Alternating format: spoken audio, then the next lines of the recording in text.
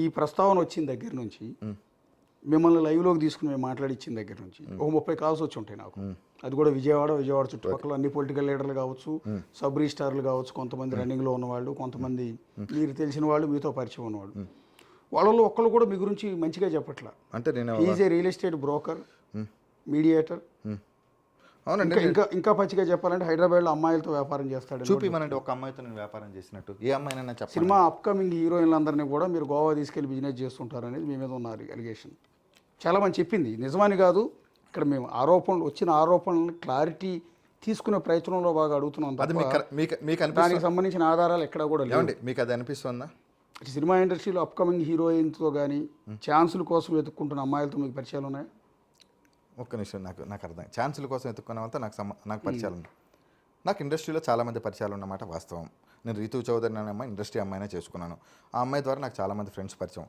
అందరూ నన్ను అన్నయ్య అని పిలుస్తారు తప్ప మేము అందరం ఫ్రెండ్ సర్కిల్లో ఉంటాము, సరదాగా ఉంటాం తప్ప ఈ రకమైనటువంటి వాళ్ళు చేయరు. నేను ఏ రోజు వాళ్ళని అడగలేదు అట్లా. ఎప్పుడు వాళ్ళని కూడా మేము చూడలేదు ఎప్పుడు అట్లా కూడా. రీతు చౌదరికి మీకు ఎందుకు గ్యాప్ వచ్చిందండి? రీతు చౌదరికి నాకు ఏసీబీ ఇష్యూ దగ్గర నుంచి గొడవలు స్టార్ట్ అయినండి. ఏసీబీ వాళ్ళు రీతుకు చాలా లేనిపోయినవన్నీ చెప్పారు, లేనిపోయినవన్నీ క్రియేట్ చేశారు. ఆ అమ్మాయికి లేనిపోని అసలు ఏమంటే ఒక విషయం చెప్తానండి.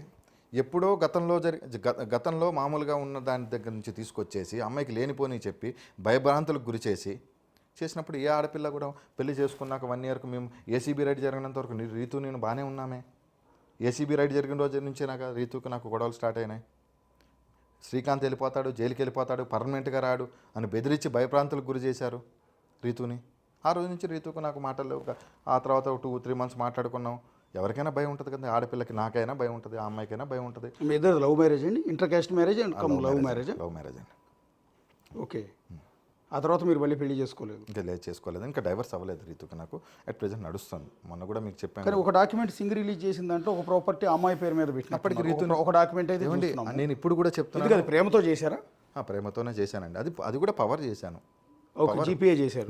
నేను ఉండట్లేదు అప్పుడు 15 రోజులు బయటకు వెళ్తున్నాను. అప్పుడు ఉన్న పరిస్థితుల్లో నేను చేశాను. ఛత్తీస్గఢ్ వెళ్తున్నాను. ఇప్పుడు ఈ ఎంటైర్ వ్యవహారంలో ఎక్కువగా మీకంటే కూడా ఎక్కువ బదనం అయింది రీతు చౌదరి. ఆ పాప అమ్మాయికి లేనిపోని ఆపాదించి. ఈరోజు చెప్తున్నాను, మీరు మీడియా ముఖంగా ఫస్ట్ చేయాల్సింది ఏంటంటే రీతు చౌదరికి దీనికి ఎలాంటి సంబంధం లేదు. రీతు చౌదరికి దీనికి ఎలాంటి సంబంధం లేదు. రీతు చౌదరికి అనే వ్యక్తికి వీళ్ళెవరు కూడా తెలియదు. మహా అంటే సింగో 1-2 టైమ్స్ ఆఫీసులోనే ఎక్కడో మామూలుగా అలా కలిసి ఉంటారు తప్ప రీతుకి, ఈ ఆఫీసర్లకి, రీతుకి అసలు ఈ వ్యవస్థ గురించే తెలియదు. ఈ టోటల్గా ఈ ప్రాపర్టీస్ కాస్ట్ ఎంత ఉంటుందండి? ఏసీబీ ఆల్రెడీ ఫ్రీజ్ చేసిందని చెప్తున్నారు కదా. ఏసీబీ అన్ని ఫ్రీజ్ ప్రాపర్టీస్ అంటే పూర్వం నుంచి ఉన్న ఆస్తులు, అంటే పూర్వజిత ఆస్తులు క్యాలిక్యులేషన్ చేయడం అనేది, మార్కెట్ వాల్యూ అనేది తెలియడం కష్టం. నేను కొనుక్కొని ఉంటే ఒక 50 లక్షలు, 60 లక్షలు, 30 లక్షలు, 40 లక్షలు చిన్నవి నా పేరు మీద ఉన్నాయని మీరు ఒకసారి చెక్ చేయండి. 20 లక్షలు, 7 లక్షలు, 8 లక్షల ప్రాపర్టీస్ కూడా ఉంటాయి. నేను కొనుక్కుంటాను, అమ్ముకుంటాను. ఏదైనా లిటిగేషన్ ప్రాపర్టీ ఉంటే చేపించుకుంటాను, మాట్లాడతాను. ఎవరో ఒకరితో ఉంటే చెప్పించుకుంటాను. ఓనర్ సైడ్ ఉంటే చేసుకుంటాము. అయితే పని అవుతుంది, లేకపోతే లేదు. మొత్తం రియల్ ఎస్టేట్లో సంపాదించింది, రియల్ ఎస్టేట్లో చేసుకున్నది, దీనిలో సంపాదించింది, దీంట్లో సంపాదించుకున్నానండి. ఓకే. ఇందాక మీరు అన్నారు దొంగలు ఉన్నారు, దొంగలు వదిలేస్తున్నారు. ఎవరు వదిలేశారు? ఏంటి చెప్పండి, మొహమాటం ఏం లేదు. ఏమన్నా నాకు భయం లేదండి. ఇక్కడికే వచ్చాను, డైరెక్ట్గా వచ్చాను. నాకు భయం ఏం లేదు. టాపిక్ అనేది మీరు వేరే టాపిక్లోకి తీసుకెళ్లారు. ఆ టాపిక్ మాట్లాడుకుందాం. ఆ టాపిక్ రికార్డింగ్ ఉంది కాబట్టి ఆ టాపిక్ మాట్లాడడానికి నేను కూడా రెడీగానే ఉన్నాను. నాకు తెలియదని నేనేం చెప్పలేదే మీకు. నాకు తెలియదని నేను చెప్పాను. అతను అమ్మాయిలు పిచ్చోడని మాతో చాలాసార్లు చెప్పాడు అతను. అది ఆయన అడగండి పిలిపించినప్పుడు. ఆయన అంటే ఇక్కడ ఒక డీజీపీగా పనిచేసిన వ్యక్తి, అప్పట్లో ఏసీబీ డీజీగా పనిచేసిన వ్యక్తికి సంబంధించిన అల్లుడితో మీకున్న పరిచయాలు ఉన్నాయండి. ఒక చోట ఏమన్నా జరిగితే పోలీసులకు చెప్పుకుంటారండి. అక్కడ కూడా జరగట్లేదంటే డీజీపీ దగ్గరికి పోయి ఫిర్యాదు చేసుకుంటున్నాడు. అలాంటి డీజీపీ అల్లుడే ఇలాంటి తప్పుడు పనులు చేస్తున్నప్పుడు, అతన్ని అలాంటి వ్యక్తితో మీరు కలిసి ఉన్నప్పుడు ఆటోమేటిక్గా లోకం మిమ్మల్ని తప్పట్టేది. లోకం తప్పంటదంటే అండి, అప్పుడున్న పరిస్థితుల్లో నా ఆల్రెడీ ఏసీబీ మొత్తం ఫ్రీ చేసేసింది. నేను ఎంతసేపు నేనేమనుకుంటాను, నా ఆస్తులు అన్ఫ్రీజ్ అవ్వాలి, నేనేదో బయటపడాలి, నేనేదో కష్టపడి సంపాదించుకున్నాను, నా బాధలు, నాకు ఇబ్బందులు, ఈ కేసులు ఇవన్నీ నాకెందుకని ఏ మనిషి నా ప్లేస్లో మీరున్నా అదే ఆలోచిస్తారండి. నా ప్లేస్లో మీరున్నా అదే ఆలోచిస్తారు. నా ఇబ్బందులు, నన్ను ఎంత ఇబ్బందులు గురి చేశారో నాకు తెలుసండి. ఓకే. ఇప్పటివరకు మీ ఆస్తులన్నీ ఏసీబీ సీజ్లో రెండు ఉంటే ఎప్పుడు మొన్న 50 లక్షలు ఇప్పుడు కావాలంటే 25 లక్షలు ఇప్పుడు అప్పు తీసుకున్నా మార్టిగేజ్. సో అల్టిమేట్గా మీరు ఏం చెప్పాలనుకుంటున్నారండి? బేసిక్గా మిమ్మల్ని ముంచింది ఎవరు, మిమ్మల్ని బలిపశువు చేస్తున్నది ఎవరు, మీ జీవితంతో ఆటలాడుకున్నది ఎవరు? ఇప్పుడు ఒక దశలో మీ మీద అలిగేషన్స్ చేస్తున్నప్పుడు మీరు ఒక కోణంలో నిందితుడు, రెండో కోణంలో బాధితుడు కూడా. 2 యాంగిల్స్ కనపడుతున్నాయి ఇక్కడ. నష్టపోయారు. నేను మాట్లాడిన దాని ప్రకారం నేను నిందితుడిని అనుకుంటున్నారా, మీరు బాధితుని అనుకుంటున్నారా?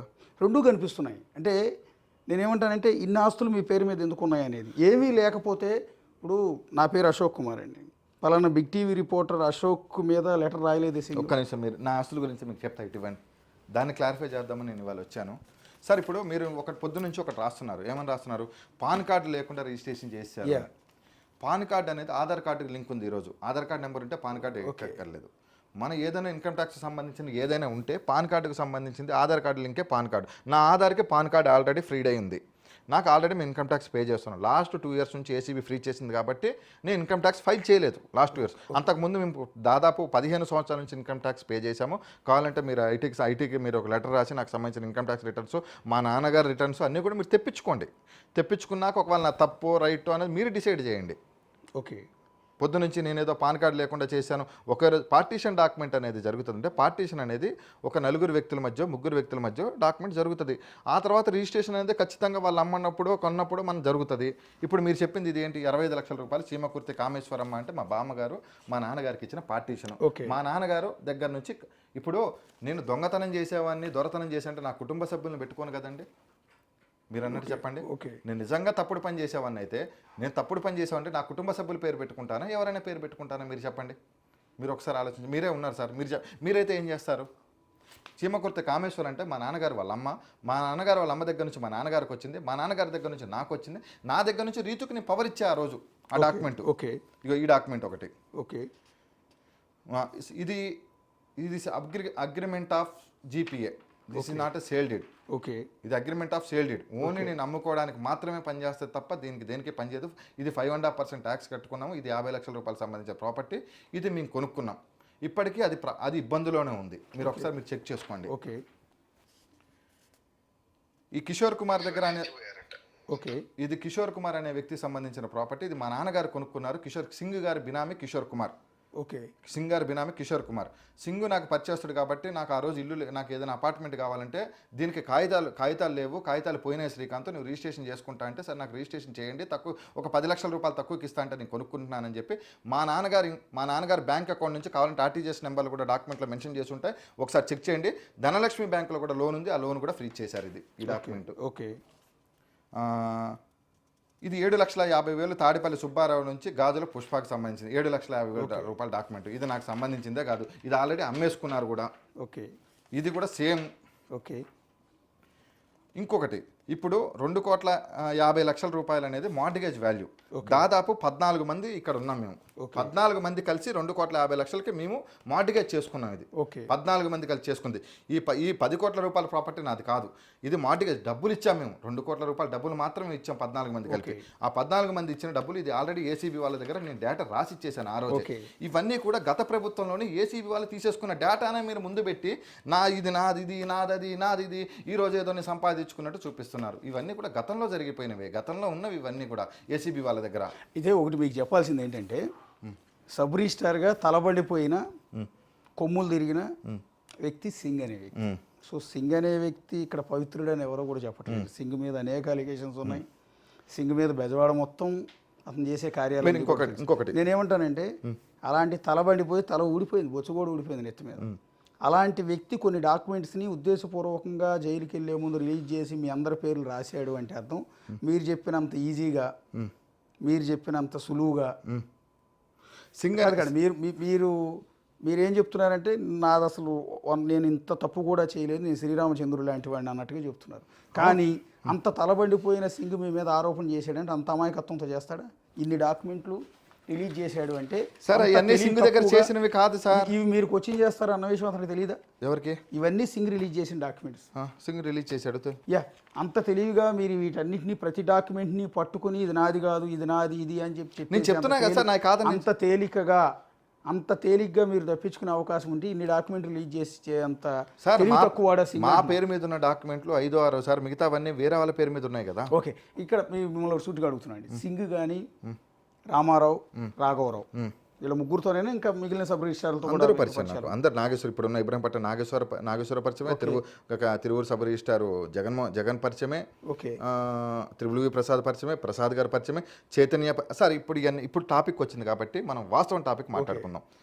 మీరు అంతకుముందు గవర్నమెంట్లో ఏ తప్పు జరగలేదని మీరు అంటున్నారు కదా, అంతకుముందు గవర్నమెంట్లో చైతన్య మీద కేసు ఉన్నప్పుడు పడమటి సబ్ రిజిస్టర్ ఆఫీసులో నైట్ ఎఫ్ఐఆర్ ఆపేసి నైట్ ఎందుకు చైతన్యాన్ని ఏసీబీ వాళ్ళు పట్టుకుందామని చెప్పేసి ఆ క్షణంలో ఎందుకు ఆగిపోయారు ఏసీబీ వాళ్ళకి? ఎవరి వల్ల ఆగిపోయారు ఏసీబీ వాళ్ళు? ఏంటి ఇంకో సబ్ రిజిస్టారా? పడమటి సబ్ రిజిస్టర్ రాఘవరావు తర్వాత పడమటి సబ్ రిజిస్టర్ చైతన్యాన్ని ఏపీయటం కోసం రాఘవరావు మీద రైడ్ జరిగింది. ఓకే, పోస్టింగ్ కోసం. రాఘవరావు ఎవరైనా ఐపీఎస్ అధికారికి తమ్ముడు ఆయన? ఐపీఎస్ అధికారికి బంధువు కాదు కానీ ఐపీఎస్ అధికారికి చాలా క్లోజ్. ఓకే ఓకే, నేను ఆయన పేరు చెప్పాలనుకోవట్లేదు ఎందుకంటే ఇది 2014-19 టీడీపీ హయాంలో. ఓకే, మరి ఆ రోజు ఎందుకు చైతన్య మీద అయిన ఎఫ్ఐఆర్ని ఎందుకు ఆపేశారు? పిహెచ్డి రామకృష్ణ గారిని అడగండి ఒకసారి, ఆయన సిన్సియర్ ఆఫీసరే. నాకు తెలిసినంతవరకు ఆయన కలుద్దామని చాలాసార్లు నా బాధ చెప్పుకుందామని నేను వెళ్తే ఏ రోజు ఆయన నన్ను కింద ఆఫీసర్లు జేడీ గారు కానీ వాళ్ళు ఎవరు కూడా నన్ను పోనిచ్చేవాళ్ళు కాదే. ఇప్పుడు మీ ఉద్దేశంలో మీకు తెలిసిన సమాచారం ప్రకారం సింగ్ కానీ రామారావు కానీ రాఘవరావు కానీ వీళ్ళందరికీ సుమారుగా ఎంత ఆస్తులు ఉంటాయండి? సింగు రామారావు బిజినెస్ పార్ట్నర్స్ అండి, వాళ్ళకి అక్కడే చెడింది వాళ్ళిద్దరికి. ఓకే, ఎంత ఉంటాయండి అక్రమంగా సంపాదించిన సొమ్ములు? అంటే ఇప్పుడు నేను చెప్తానండి, అది రేపు పొద్దున్న నన్నే చూపిమంటే నేను ఎక్కడి నుంచి తెచ్చి చూపిస్తా? ఊరికి రఫ్గా సుమారుగా ఎన్ని వందల సింగ్ ఇంకొక 50 సంవత్సరాలు జైల్లో ఉన్నా కానీ ఆయన రోజు ₹1,00,000 తిన్నా కానీ అరగదండి, అంత ఆస్తి ఉంటుంది సింగికి. రామారావు అనే వ్యక్తి ఎప్పుడో దాటిపోయాడు. ఇప్పుడు అమెరికా పారిపోయాడని చెప్తున్నారు. మరి ఎలా వెళ్ళిపోయాడు రామారావు? దీనికి ఆన్సర్ ఎందుకు లేదు? శ్రీకాంత్ పారిపోయాడు అని వేస్తారు, శ్రీకాంత్ వెళ్ళిపోయాడు అంటారు. ఏసీబీ వాళ్ళు నాకు సార్ ఇప్పుడు ఒక కేసులో నేను ఉన్నప్పుడు ఏసీబీ నాకు నోటీస్ పంపాలి కదా. గతంలో డేట్ లేకుండా నోటీస్ పంపించి సింగు దొరకముందు, సింగు దొరికాక నాకు నోటీస్ పంపిస్తే ఖచ్చితంగా నేను రియాక్ట్ అవుతాను. మీ మీడియాకి ఎప్పుడు వాళ్ళ శ్రీకాంత్ గారు మీరు కూర్చున్నారు కదా అని మీరేం దోషి కాదు, మీరు ముద్దాయి కాదు, ఆరోపణలు ఎదుర్కొంటున్న వ్యక్తి మాత్రమే. ఇవాళ మీరు ఎక్కడ కూర్చున్నారు నేను అడుగుతున్నాను కదా అని మీరేమి దోషి కాదు. ఫస్ట్ ఆఫ్ ఆల్ గుర్తుపెట్టుకోండి. ఫస్ట్ ఆఫ్ ఆల్ ఒక టీవీ స్టూడియోకి మిమ్మల్ని పిలిపించి మరి కూర్చొని మాట్లాడుతున్నామంటే మీ మీద ఆరోపణలు మాత్రమే నమ్ముతున్నాం, నిజాలని అనుకోవట్లేదు. వచ్చిన ఆరోపణలు మీ మీద సింగ్ చేసిన ఆరోపణలు ఇంకొంతమంది చేస్తున్న ఆరోపణల మీద మీ ఆన్సర్ని జనాలకు చెప్పిస్తున్నాం. ఇక్కడ అదే రామారావుని ఇక్కడ కూర్చోబెట్టలేం మేము. నేను ఇన్ని చెప్పాను కదండి. మరి నేను 3 రోజుల క్రితమే దశరామరెడ్డి పేరు చెప్పేశాను, కేఎన్ఆర్ పేరు చెప్పేశాను, ధనుంజయ రెడ్డి, వీళ్ళందరూ ఎందుకు మాట్లాడలేపారు 4 రోజుల నుంచి ఈ రోజు వరకు? ఎవరు ఒక్కడు కూడా నోరు ఇప్పట్లేదు. ఎందుకు ఇప్పట్లేదు? అంబటి రాంబాబు వచ్చి ఎవరో చీమకుర్తి శ్రీకాంత్ అని మాట్లాడేసి వెళ్ళిపోయాడు. ఎందుకు వీళ్ళందరూ మాట్లాడట్లేదు? నా ఫోన్ వాళ్ళు అంటున్నది ఏంటంటే వైఎస్ఆర్ కాంగ్రెస్ పార్టీ వాళ్ళు ఒక కేసు పెట్టారు, మా బిగ్ టీవీ మీద కూడా ఒక కేసు పెట్టుకునేయండి. అసలు చీమకుర్తి శ్రీకాంత్ అనే వ్యక్తి ఎవరో మాకు తెలియదు. ఫస్ట్ ఆఫ్ ఆల్ చీమకుర్తి శ్రీకాంత్కి కేఎన్ఆర్కి లింక్ పెడుతూ తప్పుడు కథనాలు రాశారు అని. అసలు మీరు ఎవరు వాళ్ళకి రిలేటెడ్? చీమకుర్తి శ్రీకాంత్ నేను చెప్పిన పేర్లకు తెలియదని అంటున్నారు కదా. కేఎన్ఆర్ అనే వ్యక్తి నాకు తిరుపతిలో దర్శనం చేయించాడు, ఆ డేటా తెప్పించుకోండి, పరిచయం లేదని చెప్తున్నాడు కదా అంబటి రాంబాబు, దట్స్ ఫైన్, అది పక్కన పెట్టేసండి. దశరథరామరెడ్డి వెస్టర్న్ హోటల్లో నా పేరు మీద బుకింగ్ అయి ఉంటుంది. ఆ రోజు దశరథరామరెడ్డి రోజు ఎందుకు వెస్టర్న్ హోటల్లో స్టే చేశాడు అది అడగండి. దశరథరామరెడ్డి గారు నేను చాలాసార్లు కలిశాము బయట, అదొకసారి అడగండి. ఇవన్నీ చెప్తే జాఫర్ అనే అకౌంట్ ఓపెన్ చేయండి, నా అకౌంట్ నుంచి డబ్బులు వెళ్ళినాయో లేదో అప్పుడు అడిగితే కూడా నేను పంపించాను, అది కూడా చెక్ చేయండి. ఎవరో తెలియదు అని తప్పించేసుకొని వెళ్ళిపోతే ఎక్కడికి పోరు కదండి. దశరథరామరెడ్డికి మీరు ఇక్కడ వెస్టిన్ హోటల్లో రూమ్ చేసి చూడండి, ఇవాళ ఎవరో తెలియదు అంటున్నారు కదా. ఓకే, శ్రీకాంత్ ఎవరో తెలియదు అంటున్నారు కదా. ఇప్పుడు దశరథరామరెడ్డి రన్నింగ్లో ఉన్నాడండి జాబు. ఆయన అంతకుముందు జైలు శాఖ సూపరింటెండెంట్ నుంచి రీసెంట్గా వేరే మన గవర్నమెంట్ వచ్చాక ఏదో సంథింగ్ ఏదో ఇచ్చారు ఆయనకి. ఆయన పోస్టింగ్లో ఉన్నాడు మన గవర్నమెంట్లో, రన్నింగ్లోనే ఉన్నాడు, టీడీపీ గవర్నమెంట్లో పోస్టింగ్లో ఉన్నారు ఆయన. ఓకే, ఆయనకి మీరు రూమ్ ఎందుకు బుక్ చేశారు? మీరెందుకు రూమ్ బుక్ చేశారు ఆయనకి? అప్పుడున్న పరిచయంతో చేశాను. ఓకే, అంటే దశరథరామరెడ్డి తెలియదు అంటున్నారు కదా, శ్రీకాంత్ ఎవరో తెలియదు అంటున్నారు. ఇప్పుడు మీరు అన్నారు కదా శ్రీకాంత్ ఎవరో తెలియదు అంటే, శ్రీకాంత్ ఎవరో తెలియదు రమ్మనండి ఒకసారి. వాళ్ళకి వెనకాల డబ్బులు ఉంటాయండి, నా అన్ని ఫ్రీజ్ చేసుకున్నారు, నేను రూపాయి ఖర్చు పెట్టుకోలేను బయటకు వచ్చి. నేను ఈరోజు నిజంగా ఏసీబీ నిజంగా నన్ను తప్పుడు కేసులో పెట్టి అరెస్ట్ చేసినా నేను బెయిల్ వేసుకోలేని పరిస్థితిలో కూడా ఉన్నాను, నేను ఈఎంఐలు కట్టుకోలేని పరిస్థితిలో ఉన్నాను. మీరు చూడండి ఇవన్నీ కూడా నేను, ఎందుకంటే మీరు వాస్తవాలు అనేది తెలుసుకోవాలి. ఎందుకంటే నా దగ్గర ఏదో 100 కోట్లు 1000 కోట్లు ఉన్నాయంటున్నారు కదా. ఒకసారి చూడండి, ఒకసారి ఇది ఎప్పటి నుంచి మెసేజ్, ఈ కేసు ఎప్పుడైందో చూడండి, ఓపెన్ చేయండి మీరు ఒకసారి. Okay, please clear over due amount. Okay sir, phone చేయండి ఒకసారి, బ్యాంకుకి ఫోన్ చేయండి. ఈఎంఐ ఓకే, బ్యాంకుకి ఫోన్ చేయండి, ధనలక్ష్మి బ్యాంక్ ఈఎంఐ కాల్ చేయండి ఒకసారి మీరు. ఓకే, December 17 నుంచి మెసేజ్లు వస్తున్నాయి ఈఎంఐ కట్టమని.